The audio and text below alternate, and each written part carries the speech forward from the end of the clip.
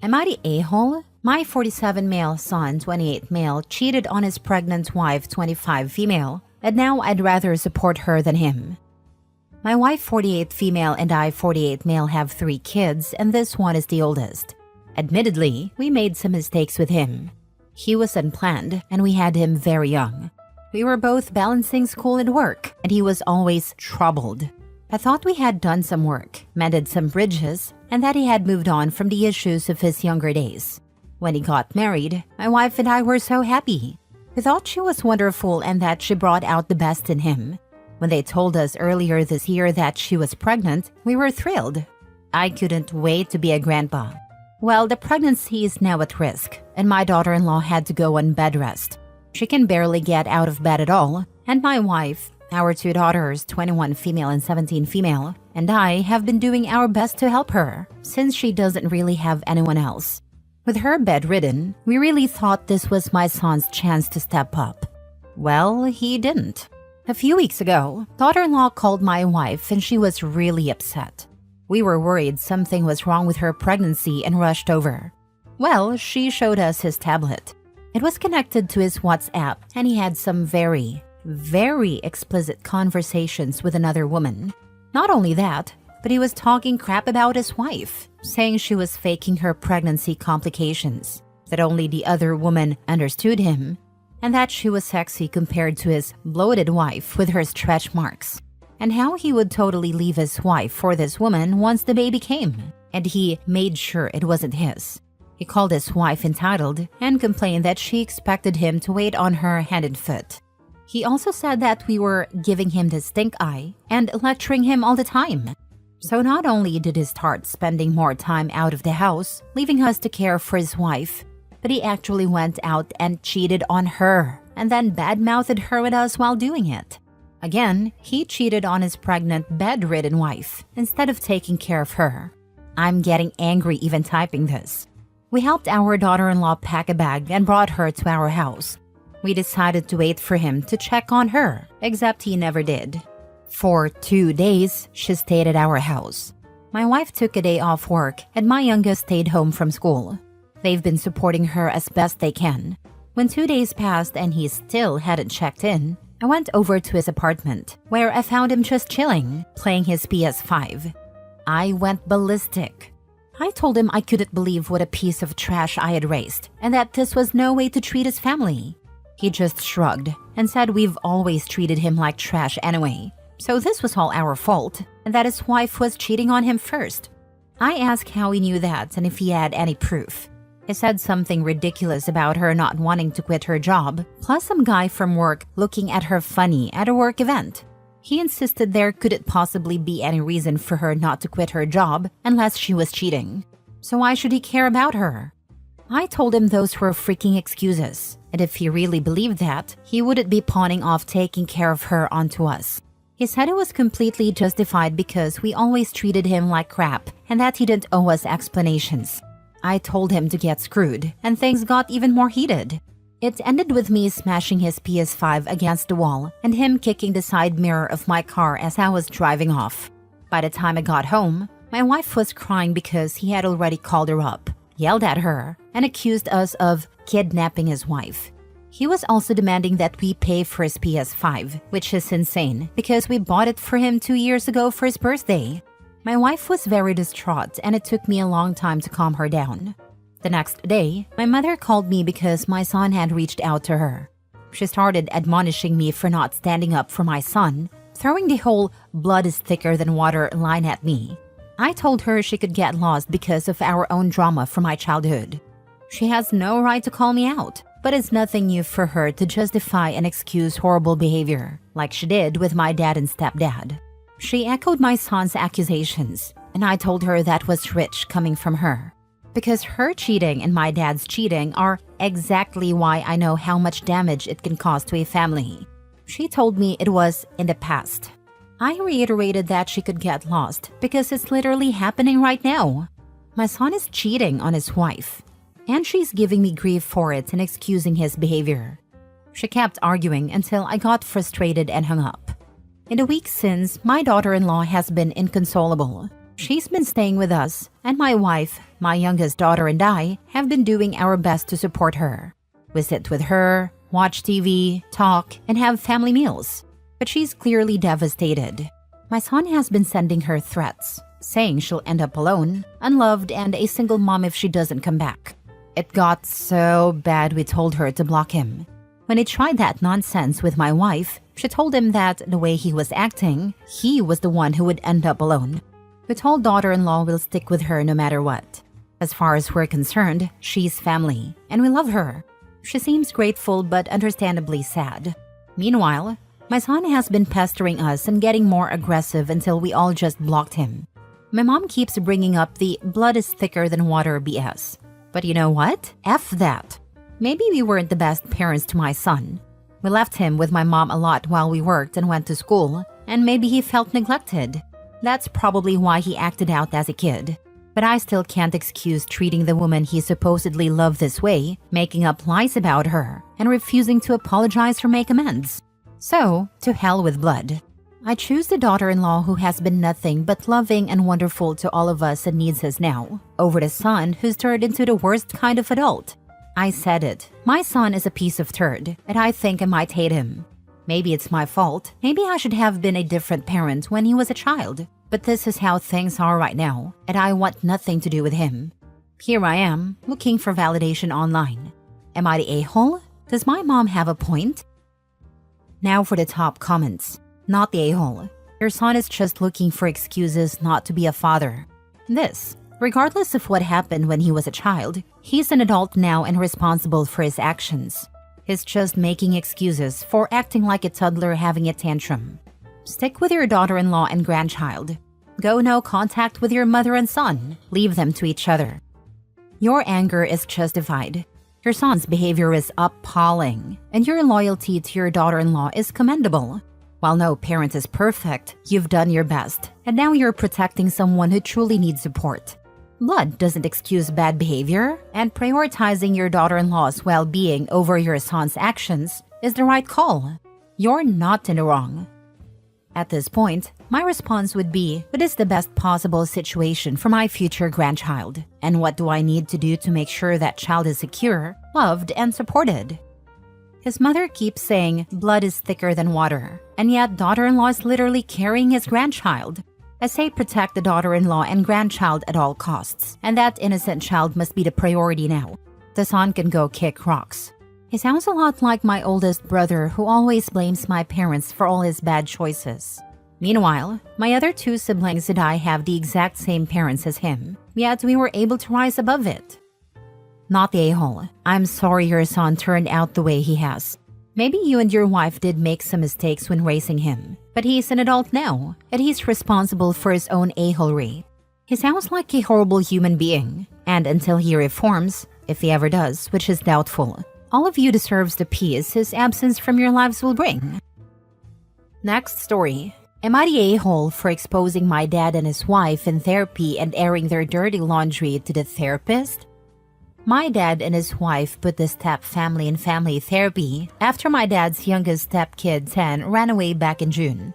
The push for family therapy instead of individual therapy was because my dad's other stepkids, 16 and 15, were more upset when their half-brother was found, and my brother, 14, and I, 17, weren't all over the youngest when he was found, promising would be better siblings and all that. Let me break down the family history and the dirty laundry I aired. To start with my dad's wife. She was married, had an affair, and her youngest turned out not to be her ex-husband's.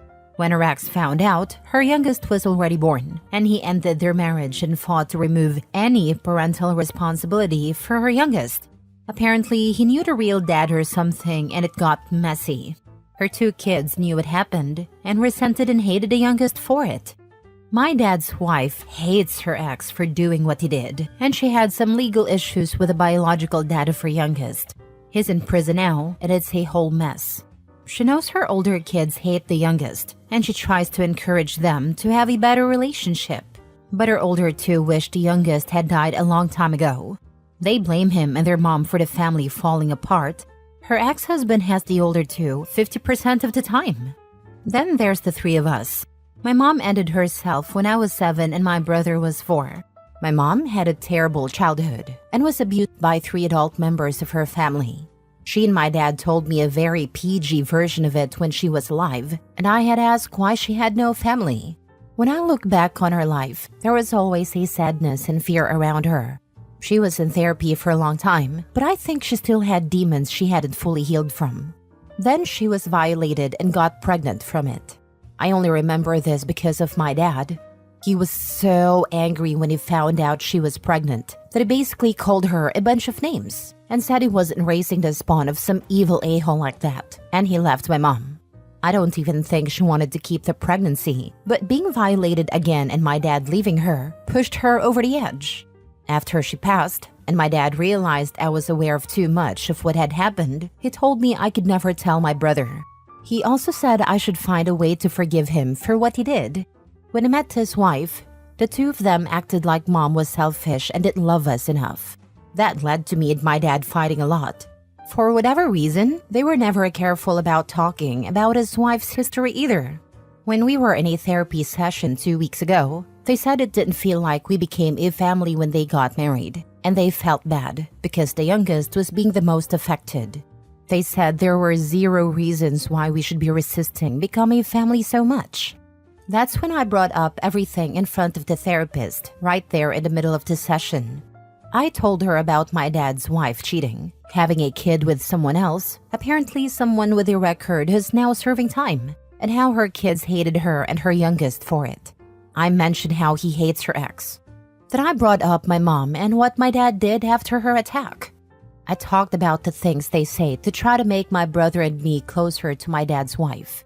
I also said a reason we never became a family is because 2 repulsive people keep trying to run away from all the crap they've done.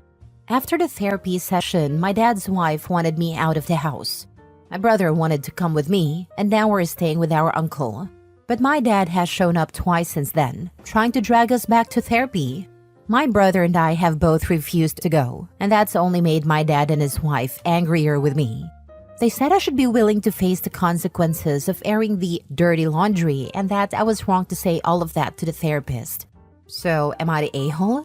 I'm asking because we were all there when I said it, and that might be wrong, especially with a 10-year-old hearing it, and my brother learning just how bad our dad really is. Not the a-hole. I'm so sorry you had to carry that burden of knowledge about your dad's and stepmom's true characters for so long on your own. I would encourage you to ask your uncle to help you get into individual therapy to help you process everything. As for your POS dad and his wife, screw them. Their actions are what brought them to this place, not yours. All of the kids have a right to know who their parents truly are. Be well, OP. Speculation on my part, OP, but your dad and stepmom sound like the type who think therapy is there to fix you kids and get you all in line, with no real implication for them. In reality, it's the parents who often need the most help in understanding themselves and shaping their own attitudes. You're so spot on that their desire to rug sweep and run from their problems is the massive issue here. I applaud your wisdom. I hope the so-called adults in this situation take some time to look in the mirror. Seems to me that your dad and stepmother went into therapy thinking they could use it to force the kids to become the happy blended family of their fantasy. It's all about surface appearances to others. Last story. Am I the a-hole for the role I played in getting me and my younger siblings removed from our parents? Me, 15 male, and my younger siblings, 10, 8, 7, and 5, were taken from our parents a couple of months ago. I have another sister, 16, and she was a big part of the reason. Ever since I can remember, she's always done things to hurt people. It didn't matter who it was. She'd lash out and hurt them. I never got hurt because I was about the same size and could push her off. But she hurt our parents and other kids before. And when we had younger siblings, it was the same. A few years ago, she was in the hospital for a while. And when she came back out, our parents sat me down and told me she had something called a conduct disorder. And it's why she is the way she is. They didn't explain it to me, but I looked it up and it fits my sister a lot. When she came home, we were given a caseworker who would come by to help my parents find resources and make sure things didn't get so bad that someone had to leave the house for good. She was never around during the bad stuff. Ever since my younger sister 10 started crawling, I had to protect her if my older sister tried to hurt her. Then it was my other siblings too. My younger siblings would sleep with me or in my room because they were afraid of our older sister. I don't feel like my parents ever did enough to keep my younger siblings safe. That was on me. I didn't mind doing it for a long time. Even when the caseworker would ask, I wouldn't be as open about how bad things were and how much stuff happened. Now I regret it, but I thought I could do a better job. My older sister is getting more dangerous, though. One time I got home late, and my siblings had locked themselves in my bedroom because they had a family laptop for schoolwork and my sister wanted it. My mom was trying to calm her down, but it wasn't working, and she was really losing it. When I got her away from my room, I got inside and locked the door again. I was able to comfort my siblings enough that they fell asleep. I think they were so afraid it just made them tired. Then I called the caseworker and told her it was getting worse, how bad things really were, and that we were locked in our room. She came to the house with someone else. They talked to each of us, and after a couple of days we were told to pack some stuff because we'd be staying with family. My aunt and uncle took my younger siblings, and my grandparents took me. My grandparents couldn't cope with all of us, and my aunt and uncle didn't want me. Since we were removed, not only are my parents mad at me, and I'm mad at them too, but my aunt and uncle blame me because my siblings miss me. They feel like I put this big burden on everyone because I got us taken away from our parents. I try to see my siblings as much as I can, but I'm also dealing with stuff that's coming to light more. I'm in a really bad place mentally, and I'm not sleeping like I should be. But my aunt and uncle keep saying I'm not there for my siblings enough. And since I'm the reason we were taken away, I should be taking it more seriously. Am I the a-hole?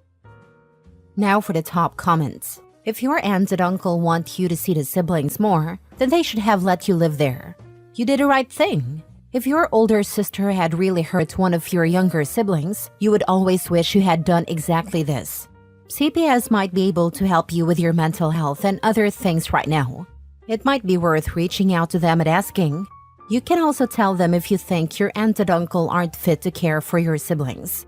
They always want to keep children with family, but sometimes that's not what's best for the kids.